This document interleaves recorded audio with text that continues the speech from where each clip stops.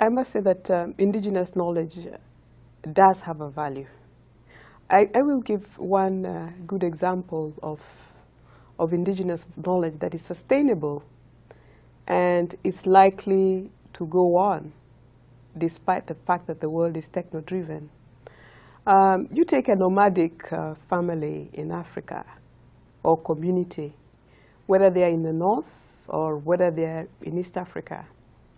Like the Maasai of Kenya, their land management system, which is basically communal, is managed in such a way and monitored closely because there are laid down norms that ensure that the pasture that is occupied by the family at the time they're there is not overused. And no other family can occupy the same pasture for a period of like 20 years. But we also have to remember that is because they also regulated their family sizes and their populations. So technology has both ways. It can help maintain small family sizes, but it can also help as a means of understanding our world, monitor those same environment. These people are using indigenous knowledge. Like I know in my culture, there are many places you go, they look at a tree, they say it's flowering, we got 2 weeks to go before we get rains. And it always happened precisely to the dot. But in this world of technology, we have to wait for satellites monitoring and weather schemes to tell us it's going to work. So I think the danger of technology is actually ignoring indigenous knowledge, because it was very interesting here in the meeting. We were reminded of the ancient civilizations, the pyramids of Africa. Nobody knows why they're there and what messages are there and why the whole land turned out to be a desert. Nobody knows. Maybe they had the same technology we do have now. So the question is, to whom are we going to invest the inheritance of the future of mankind, our great-great-grandchildren and generations to come?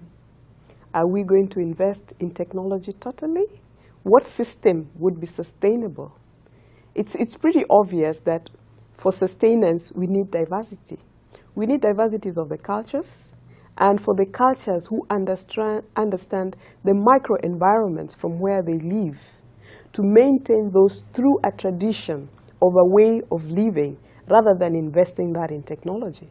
Because I don't think there's any way you can know your environment intimately and deeply unless every day you're in contact with it, you're in contact with every single microorganism in that environment. I think that is what's so interesting about indigenous knowledge in Africa.